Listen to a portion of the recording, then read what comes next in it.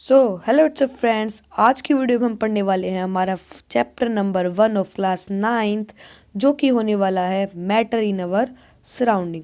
सो भाई देखो, इस चैप्टर को हम 5 पार्ट्स में डिवाइड कर लेते हैं, जो कि है particle nature of matter, states of matter, interchange in state of matter, evaporation and boiling, kelvin Celsius scale.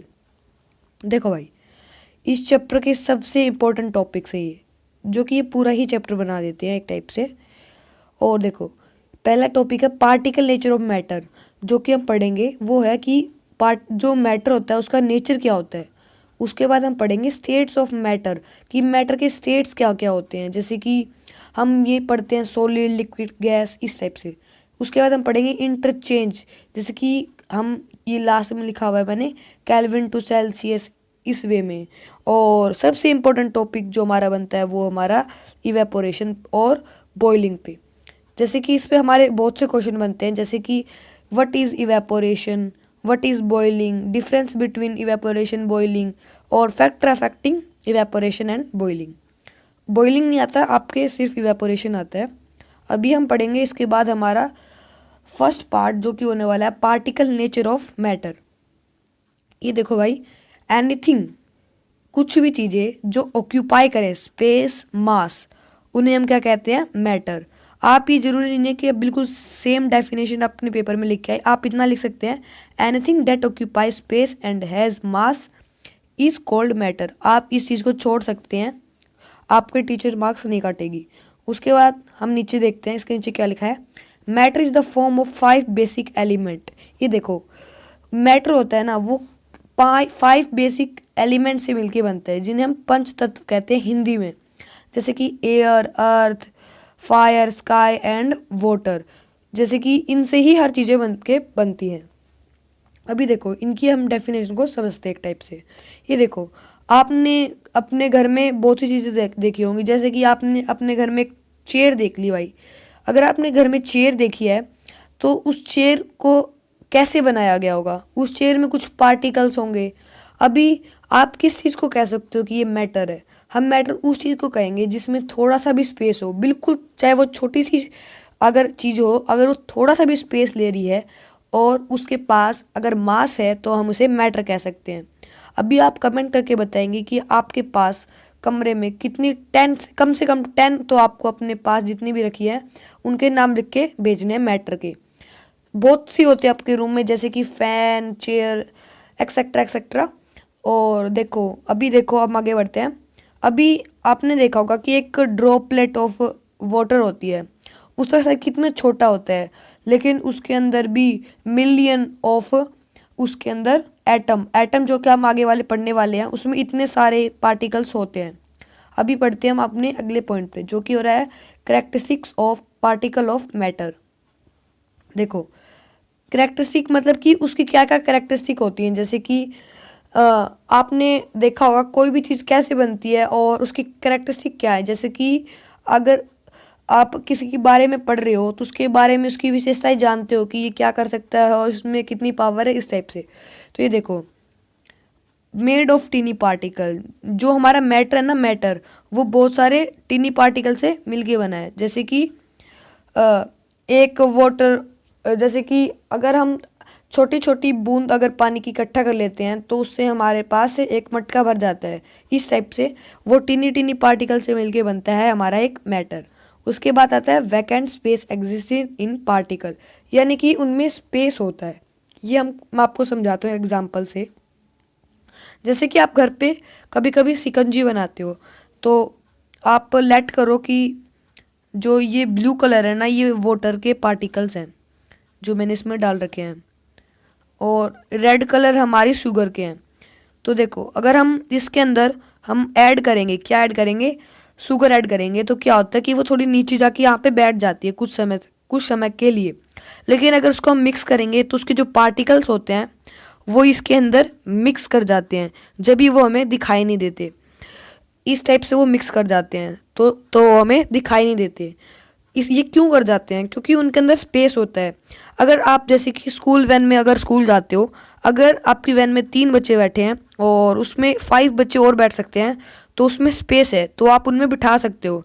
लेकिन अगर उसमें ऑलरेडी 8 बच्चे बैठे हैं और उसकी कैपेसिटी ही 8 की है, तो आप उसमें ज़्यादा बच्चे नहीं बिठा सकते।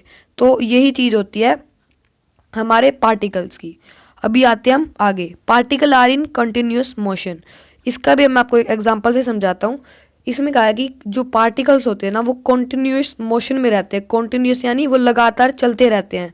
तो देखो, अगर आपने वो देखा होगा कि अगर हम अपने रूम में जाके स्प्रे करते हैं, अगर हमने सेंट लगाया या फिर हम अगरबत्ती जो इंसेंस स्टिक होती है उसको हम जलाते हैं अपने कमरे में, तो क्या होता है कि कुछ समय के बाद वो पूरे कमरे में उसकी खुशबू आ जाती है। तो ये क्यों होता है? क्योंकि जो पार्टिकल्स होते हैं वो कंटिन्यूस मोशन में रहते हैं, जो वो पूरे दिन चलते ही रहते हैं। तो अगर मैंने, जैसे कि लेट करो एक रूम है, मैंने यहाँ पे इंसेंस स्टिक जला दी, तो इसके पार्टिकल्स जैसे यहाँ पे हैं, लेकिन कुछ समय के बाद वो पूरे ही रूम में हमारे फैल जाएंगे इस टाइप से। और अगले एग्जाम्पल में हम बढ़ते हैं। Particle are held together by force of attraction. देखो, अगर आपकी, जैसे कि मैंने एग्जाम्पल में बताया था कि आपकी वैन में अभी 3 बच्चे बैठे हैं और उसमें 5 और बैठ सकते हैं, तो उसकी कैपेसिटी हुई 8 की। आपने उनको बिठा दिया, अभी उनके बीच में एक फोर्स ऑफ अट्रैक्शन होएगा सबके बीच के अंदर, जो कि उनको एक दूसरे की तरफ खींचेगा। यानी कि उनमें कितना बड़ा बॉन्ड है।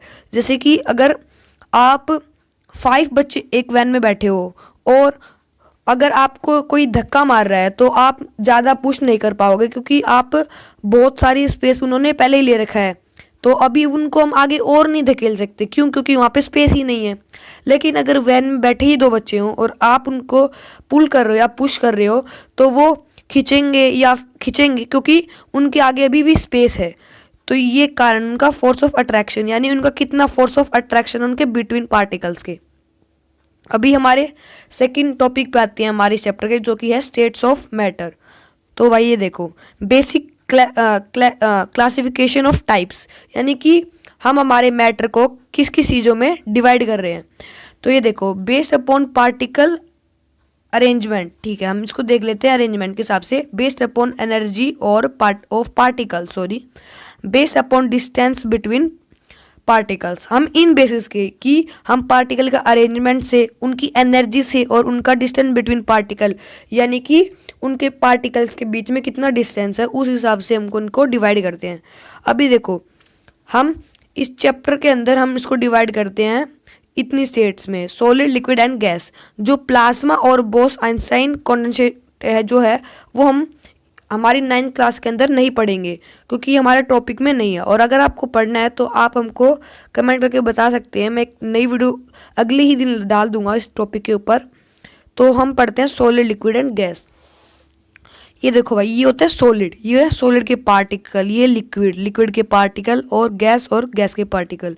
आप इन्हें नोटिस करिए एक बार, और उसके बाद फिर मैं बताता हूँ। आपने अच्छे से देख लिया होगा वीडियो स्टॉप करके।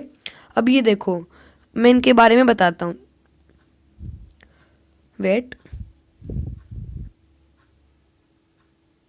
जैसे कि ये देखो, सॉलिड, ये सॉलिड है। ये सॉलिड यानी कि हमारी वॉल, हमारा कोई भी हार्ड सरफेस, उसको हम सॉलिड कह देते हैं, जिसमें fixed shape and definite volume, यानी कि इसकी एक फिक्स शेप होती है और उसकी एक फिक्स वॉल्यूम होती है। जैसे कि आपके पास अगर पेन हो, पेन, उसकी एक फिक्स शेप है और उसकी एक फिक्स वॉल्यूम है। क्या आप एक पेन को अगर आप किसी मग में डालेंगे तो क्या वो पिघल के बिल्कुल छोटा हो जाएगा? ऐसा कुछ नहीं होता, और ना ही वो वॉल्यूम उसकी चेंज होएगी। और उसका inter particle distance are smallest, यानी उसके पार्टिकल का जो डिस्टेंस होएगा वो बहुत कम होएगा। यानी कि ये देखिए आप, जैसे कि यहाँ पे पार्टिकल्स हैं, ये 2 पार्टिकल्स हैं, इनके बीच में देखो कितना स्पेस कम है, इन 2 पार्टिकल्स में देख सकते हो। और लेकिन अगर हम लिक्विड में बात करें, देखो ये थोड़ा सा दूर हो जाता है, और गैस में तो ये और भी ज़्यादा दूर हो जाता है। और इनकम्प्रेसिबिलिटी, जो मैंने आपको बात की थी वैन वाली, वो इसका एग्जांपल, जैसे कि हम उसको कंप्रेस नहीं कर सकते। और आपके मन में जो डाउट आएंगे कि हम फॉर्म को कर सकते हैं, उसका भी मैं आपको बता देता हूँ लास्ट वीडियो में, मतलब थोड़ा सा एंड में बता दूंगा मैं उसके बारे में आपको। इनकम्प्रेसिबल यानी हमको दबा नहीं सकते। और उसके बाद हमारा नेक्स्ट टॉपिक है high density and do not diffuse, यानी उनकी जो डेंसिटी होती है वो हाई होती है। Density is equal to force upon area, यानी एक पार्टिकुलर एरिया पे कितना फोर्स लग रहा है उसको हम डेंसिटी कहते हैं। और उसके बाद आता है inter particle force of attraction are stronger. Force of attraction यानी उनके बीच में बॉन्ड बहुत स्ट्रॉन्ग हो जाता है। अगर आप एक पार्टिकल को दूसरे पार्टिकल से दूर करोगे तो आप वो नहीं कर सकते, क्योंकि उनके बीच में बहुत ज़्यादा टाइट अट्रैक्ट फोर्स होता है अट्रैक्शन का। अभी लास्ट टॉपिक है इसका, लास्ट टॉपिक नहीं लास्ट पार्ट इसका है, constituents particles are very close packed. जो उनके पार्टिकल्स हैं वो बहुत ज़्यादा पैक कर रखे हैं एक ही जगह पे। ये मैंने आपको यहीं पर बता दिया था। अभी बात आती है हमारी लिक्विड की। Liquid have no fix shape but fix volume. ये देखो उनकी फिक्स शेप नहीं होती। आप अगर हम अपने एक ग्लास में डालोगे तो उसकी शेप ग्लास जैसी हो जाएगी, और अगर हम उसको किसी बाउल में डाल देंगे तो उसकी बाउल जैसी शेप हो जाएगी। तो उसकी फिक्स शेप नहीं है, और लेकिन उसकी फिक्स वॉल्यूम है। क्या आप ये कह सकते हो कि आपने अगर एक पानी के ग्लास को अगर आपने एक मग में डाला तो उसकी वॉल्यूम 2 लीटर है, लेकिन अगर आपने बाउल में डाला तो 5 लीटर नहीं हो सकती, तो इसलिए उसकी ये फिक्स रहेगी। सॉरी गाइस, तो ये उनकी फिक्स रहती है। अभी आता है inter particle distance are larger, यानी कि उनके बीच के पार्टिकल का डिस्टेंस थोड़ा ज़्यादा हो जाता है। लार्जेस्ट नहीं लार्जर, थोड़ा सा ज़्यादा हो जाता है, लेकिन गैस में वो बहुत ज़्यादा हो जाता है। उसके बाद आता है ऑलमोस्ट इनकम्प्रेसिबल, यानी कि वो ऑलमोस्ट यानी लगभग उनको हम कंप्रेस नहीं कर सकते, लेकिन थोड़ा थोड़ा कर सकते हैं। इसका भी मैं आपको एग्जांपल दूंगा। अभी ये देखो इसके बाद आता है density is lower solid and diffuse, यानी कि उनकी जो डेंसिटी फोर्स अपॉन एरिया वो थोड़ी कम होती किससे, सॉलिड से। मैंने आपको बताया था डेंसिटी क्या होता है। उसके बाद आता है inter particle force of attraction are weaker than solid, यानी कि उनके बीच का बॉन्ड यानी उनके बीच की अट्रैक्शन थोड़ी सी कम हो जाती है सॉलिड से। और constituent particle are less closely packed, यानी कि वो बहुत क्लोजली पैक्ड अच्छे से नहीं होते। अभी हमारे टॉपिक पे आते हैं, वो है हमारा गैस। गैस में देखो उनके पास कोई fixed shape nor fixed volume नहीं होती। इसका मैं इसको एग्जांपल देता हूँ।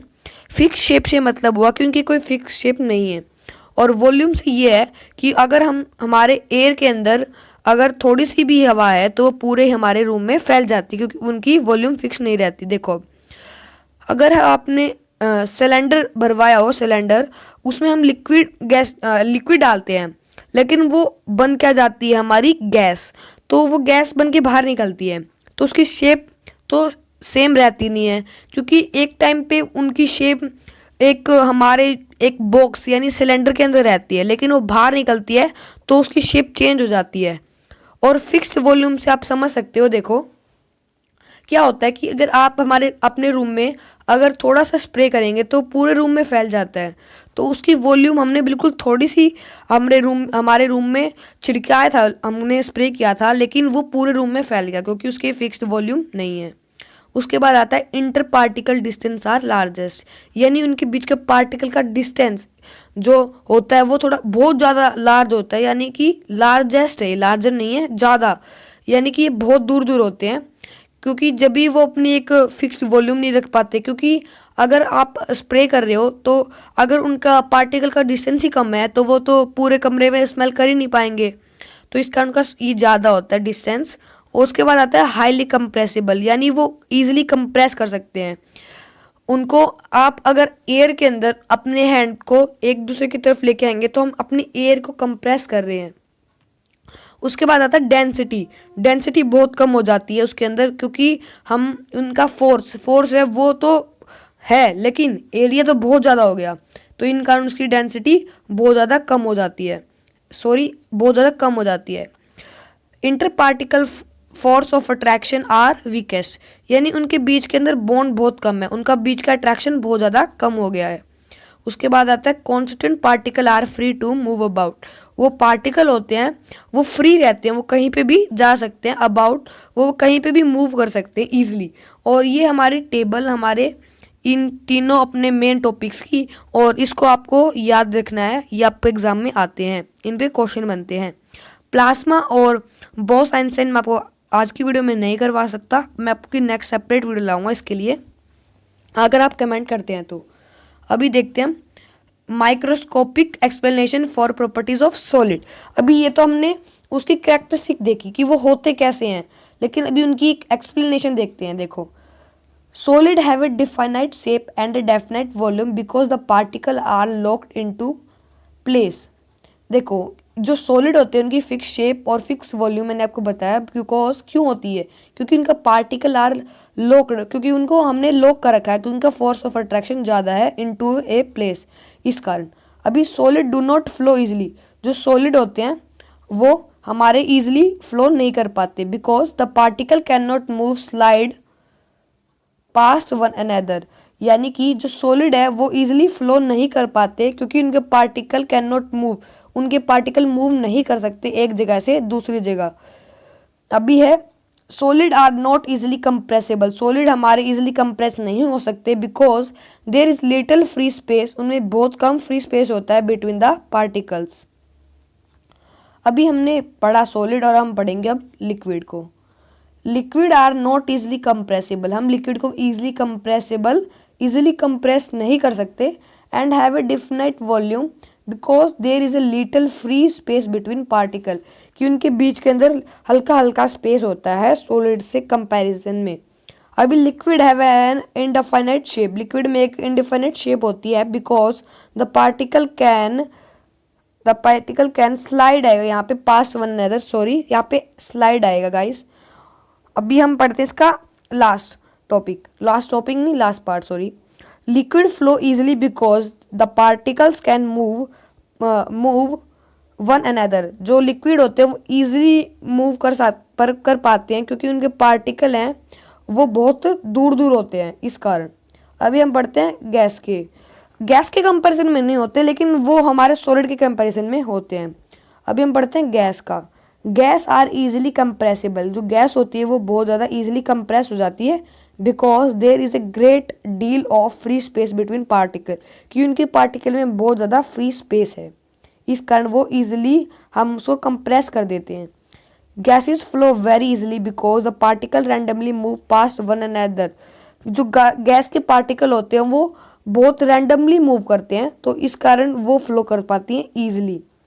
Gases have an indefinite shape, उनके पास कोई एक फिक्स शेप नहीं रहती, और ना ही एक वॉल्यूम रहती कोई fix, because the particle can move from one past one another, कि उनके पार्टिकल एक जगह से दूसरी जगह पे जा सकते हैं, इस कारण।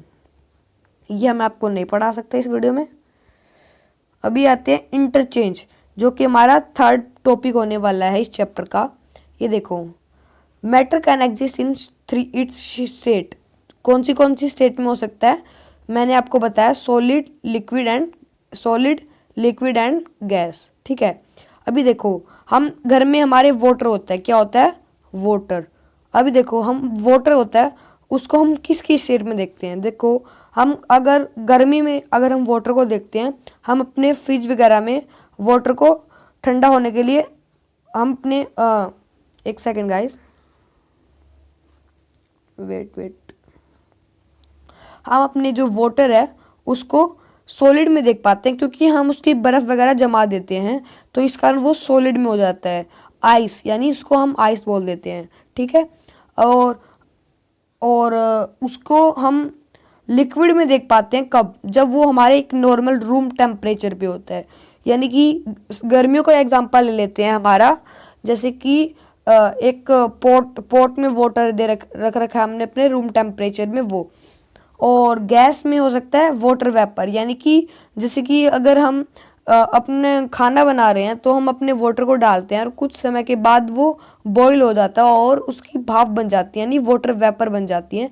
तो हम देखो, हम वाटर को 3 सेट में देख पाते हैं ईजिली। अभी देखते हैं हम इसके सब्लिमेशन, चलो सब्लिमेशन समझते हैं सबसे पहले। The change of solid directly into vapours on heating and vapour into solid on cooling, example ammonium chloride, camphor and iodine.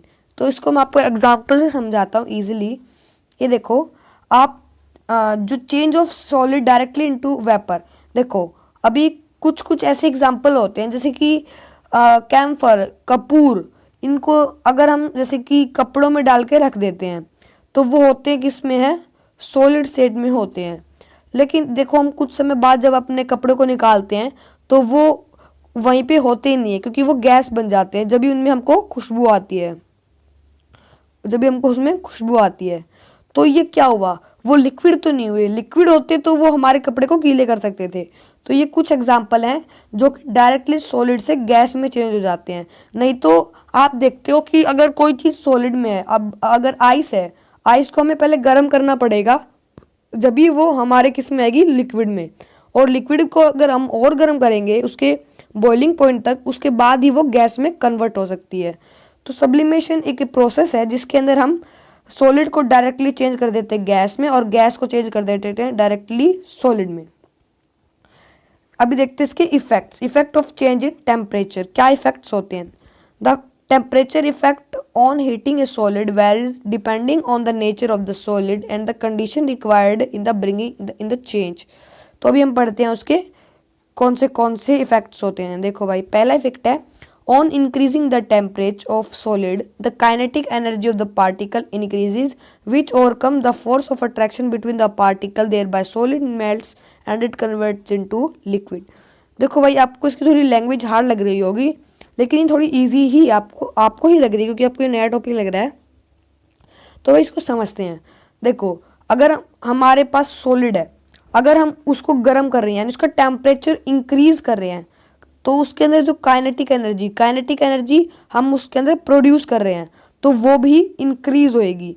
अगर हमारी काइनेटिक एनर्जी इंक्रीज होएगी, जो force of attraction between the particle thereby solid melts and converted to solid, जो वो overcome कर जाएगी किसके, force of attraction.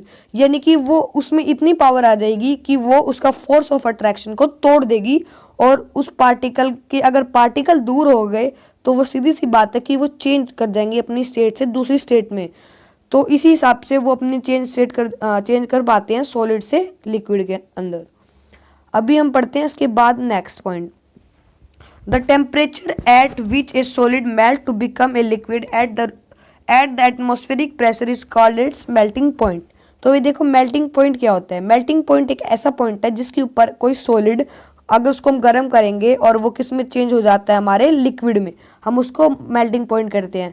अगर आपके पेपर में ये डेफिनेशन आती है तो आपको कंफर्म याद रखना, आपको एटमॉस्फेरिक प्रेशर जरूर लिख के आना है, वरना आपका हाफ मार्क्स डिडक्ट हो जाएगा इजीली। उसके बाद हम नीचे आते हैं। The melting point of ice is 273.16 kelvin. अभी देखो, जो हम इसमें 16 की कोई ज़्यादा नेसेसरी नहीं होता। तो जो हमारा आइस का जो मेल्टिंग पॉइंट यानी आइस जिस पे सॉलिड से लिक्विड में चेंज होएगी, तो हमको टेम्परेचर कितना चाहिए होएगा, 273 डिग्री केल्विन चेंज करने के लिए। आप जो पढ़ते हो 100 डिग्री सेल्सियस, वो गैस का है और वो सेल्सियस के अंदर है, वो केल्विन में नहीं है। इनमें थोड़ा डिफरेंस होता है, मैं आपको बाद में बताता हूँ इस वीडियो में। अभी देखो, the process of melting that is changing of solid state into liquid state is known as fusion. Fusion को हम एक टाइप से मेल्टिंग बोल देते हैं, थोड़ी हार्ड लैंग्वेज है ये देखो, द प्रोसेस ऑफ मेल्टिंग, अगर हम किसी को मेल्ट कर रहे हैं, change of solid that is change of solid state into liquid is known as fusion. ये मैंने आपको बताया, मेल्टिंग पॉइंट से रिलेट कर रहा है ये चीज़ भी, कि अब किसी भी चीज़ को अगर हम गर्म कर रहे हैं तो वो सॉलिड से लिक्विड में चला जाता है। अभी उसके बाद ये आता है इफेक्ट्स, सॉरी एक सेकेंड, हाँ, effects of change of pressure. अब बताएंगे हम effect of change of pressure. Pressure के क्या इफेक्ट्स होते हैं। इंक्रीज और decrease the pressure can change the state of matter, applying pressure and reducing temperature can liquefy gases. यानी कि इंक्रीजिंग और डिक्रीजिंग द प्रेशर, अगर हम किसी भी ऑब्जेक्ट पे उसका टेम्परेचर बढ़ा रहे हैं या कम कर रहे हैं तो वो उसकी स्टेट को चेंज कर सकता है ईजिली। जैसे कि अगर हम बहुत सारी अगर हम अपनी गैस है, अगर उसको हम पे बहुत ज़्यादा कंप्रेस करेंगे एक पार्टिकुलर उसके एफिशिएंसी पे, तो उसके बाद वो लिक्विड में भी कन्वर्ट हो जाता है। ये हमारा सिंपल है। और उसके बाद हम सॉलिड कार्बन डाइऑक्साइड, जो उसको हम क्या बोलते हैं, हम CO2, लेकिन सॉलिड में, स्टोर अंडर हाई प्रेशर, उसको हम हाई प्रेशर में रखते हैं। क्यों रखते हैं, इसका भी कारण है। देखो, सॉलिड कार्बन डाइऑक्साइड होती है हमारी किस फॉर्म में, सॉलिड फॉर्म में। अगर हम उसका प्रेशर कम कर देंगे तो उसके जो पार्टिकल्स है उनको एक एरिया मिल जाएगा सेपरेट होने का, तो इस कारण वो चेंज हो जाएंगे हमारे गैस या लिक्विड फॉर्म में। सो हम उसको स्टोर करके रखते हैं हमारे सॉलिड के अंदर। और solid CO2 gets converted directly to gaseous state on decreasing of pressure to 1 atmosphere without coming into liquid state। कि वो भी एक टाइप से, वो हमारा सॉलिड कार्बन डाइऑक्साइड है, वो एक टाइम पे आके वो हमारे लिक्विड स्टेट में नहीं आके सीधा ही वो गैस स्टेट के अंदर चली जाती है।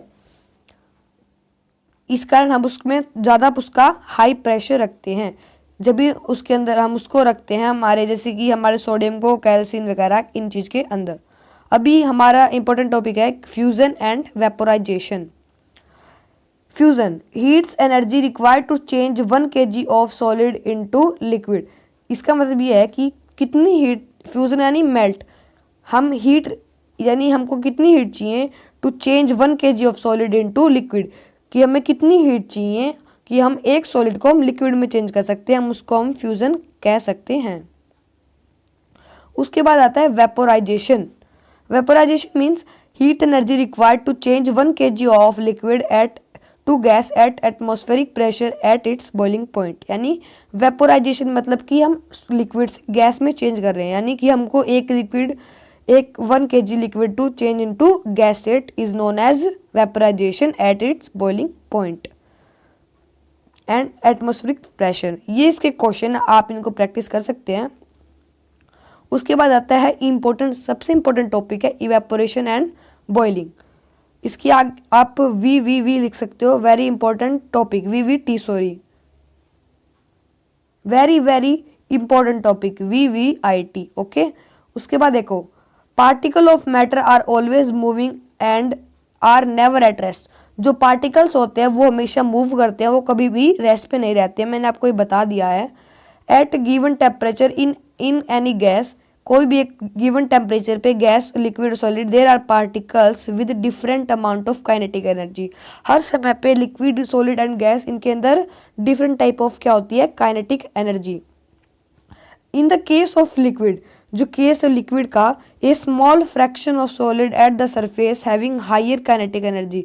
जो केस होता है लिक्विड में, उसमें पार्टिकल के सरफेस पे डिपेंड करता है कि वहाँ पे कहाँ पे काइनेटिक एनर्जी ज़्यादा होगी, कहाँ पे kinetic energy is able to break away from the force of attraction of other particle and get converted into vapour. देखो भाई, मैं आपको ये बिल्कुल डिटेल में समझा देता हूँ और उसके बाद आप इसको रीड कर लेना, ओके। तो ये देखो, आप देखते हो कि अगर आपकी मम्मी ने आप कपड़े गीले कर रखे हैं और धोने के लिए धो रखे हैं उनको और सुखा रखे हैं, तो आप ये बताइए कि वो लिक्विड में हैं क्योंकि वो गीले हैं, लेकिन वो गैस में कैसे चेंज हो जाते हैं। हमने तो उनको नाई तो हमें उनको उसमें फ्रिज में रखा कि उनका हमने वो कर दिया, टेम्परेचर डिक्रीज कर दिया, और नहीं हमने उनके ऊपर हाई प्रेशर लगाए रखा। तो यहाँ पे हो रहा है हमारा इवेपोरेशन। इवेपोरेशन मतलब कि देखो, अभी ये एक बॉल है, इसमें ये बहुत सारे पार्टिकल्स हैं। अभी देखो, हमने बोला कि जो पार्टिकल्स होते हैं ना, वो ऑलवेज मूव करते रहते हैं। जैसे कि ये वाला पार्टिकल्स है, ये मूव करेगा, कभी यहाँ जाएगा, कभी वहाँ जाएगा, तो ये इनमें टक्कर मारेंगे, ठीक है। ये इनमें क्या करेंगे, टक्कर मारते रहेंगे। तो अभी देखो, अगर इसने इस पर दम लगाया तो इसमें थोड़ी पावर आई, तो ये भी उसमें दम लगाएगा। ऐसे करते करते ये बहुत सारे पार्टिकल्स ऊपर दम लगा देते हैं। तो अभी जो ऊपर वाले पार्टिकल्स होते हैं उनकी काइनेटिक एनर्जी ज़्यादा हो जाती है और वो इनके फोर्स ऑफ अट्रैक्शन को छोड़ देती है। एक टाइप से उनमें अट्रैक्शन बहुत ज़्यादा हो जाती है, तो अपनी चेंज को स्ट्रेट करके चेंज कर लेते हैं, किसमें, गैस में। इस कारण हमारे कपड़े वो सूख जाते हैं ईजिली। आप इसको पढ़ सकते हो। अभी देखो, फैक्टर अफेक्टिंग इवेपोरेशन, क्या फैक्टर होते हैं जो कि हमारी इवेपोरेशन को इफेक्ट करते हैं। तो देखो, इंक्रीज ऑफ सरफेस एरिया, अगर आप कपड़े को बिल्कुल उसको दबा के अगर रख दोगे तो वो बहुत टाइम लेगा सूखने में, और अगर उसको फैला दोगे तो उसका वो जल्दी सूख जाएगा। तो ये कारण है उसका सरफेस एरिया का। इंक्रीज ऑफ टेम्परेचर, देखो अगर हम टेम्परेचर बढ़ा देंगे तो नॉर्मल सी बात है कि वो ईजिली चेंज हो जाएगा। उसके बाद टॉपिक आता है humidity. Humidity means amount of water vapour present in air, यानी कि हमारे एयर में कितने सारे वाटर हैं। जैसे कि मैंने एग्जांपल दिया बस का। अभी जैसे कि एक बस है, इसके अंदर अगर 8 सीट्स हैं, जैसे कि मैंने बना दिया, एक सेकंड, 8 सीट्स हैं। अगर इसमें पहले से ही 8 बच्चे बैठे हैं और अगर आपके वैन वाले अंकल कह रहे हैं कि 2 बच्चे और बैठ सकते हैं, तो क्या आप बताओ आप बैठ सकते हो? वो 8 सीटर ही है। अगर आप बहुत कोशिश करोगे तो आप बैठ सकते हो, लेकिन नहीं कर सकते ईजिली।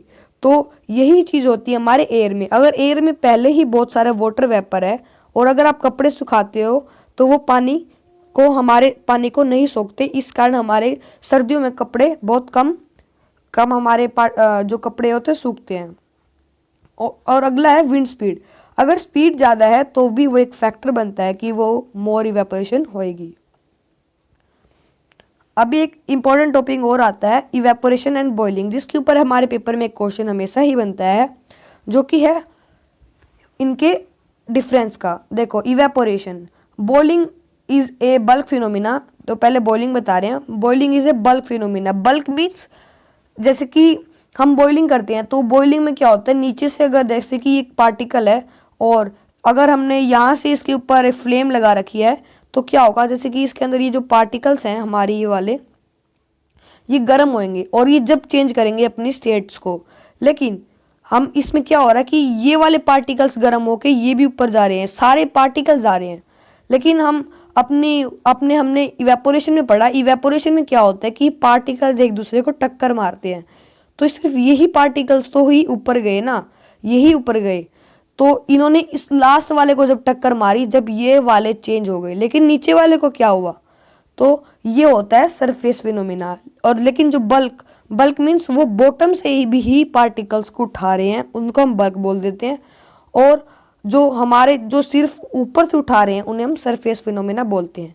तो बॉइलिंग हमारा हो गया अब एक बल्क फिनोमिना।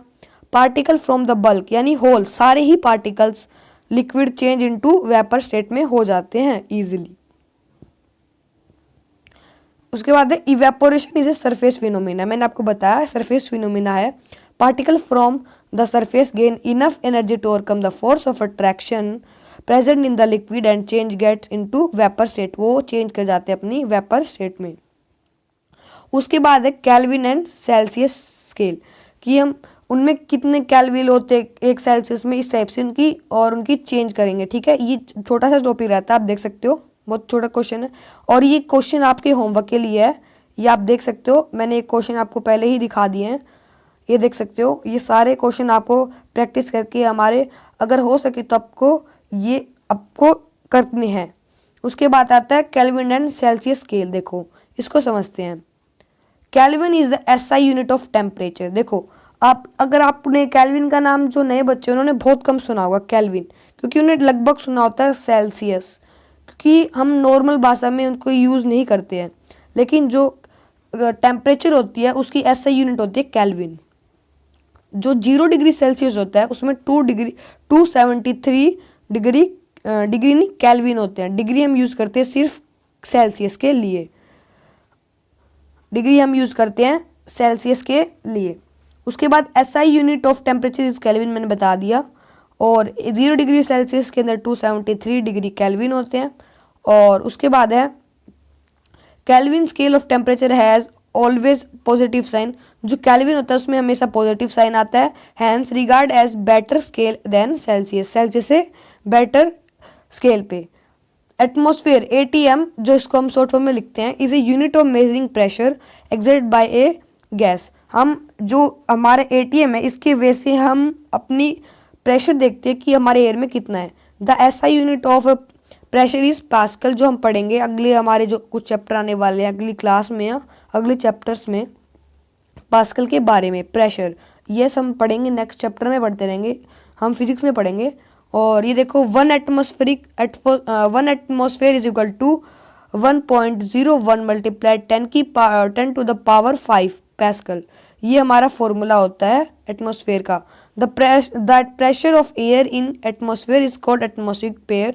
हमारे प्रेशर ऑफ एयर, जितना प्रेशर हमारे एयर में है एटमॉस्फेयर का, उसको हम एटमॉस्फेरिक प्रेशर बोलते हैं।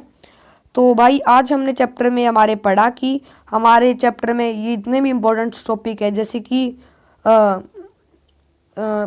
उनके करेक्टरिस्टिक्स पढ़े हमने, बॉइलिंग एंड इवेपोरेशन पढ़ा, और हमने बहुत से टॉपिक पढ़े जैसे कि states of matter, particle nature of matters. आज हमने पूरा ही चैप्टर वन शॉट कर दिया है, वो भी जस्ट 35 मिनट्स के अंदर। सो कमेंट करके बताओ कि आपको हमारा चैप्टर कैसा लगा। आई होप आपको हमारी वीडियो पसंद आई होगी तो लाइक करना, चैनल को सब्सक्राइब करना। मिलते हैं हमारे नेक्स्ट वीडियो में, एंड बाय।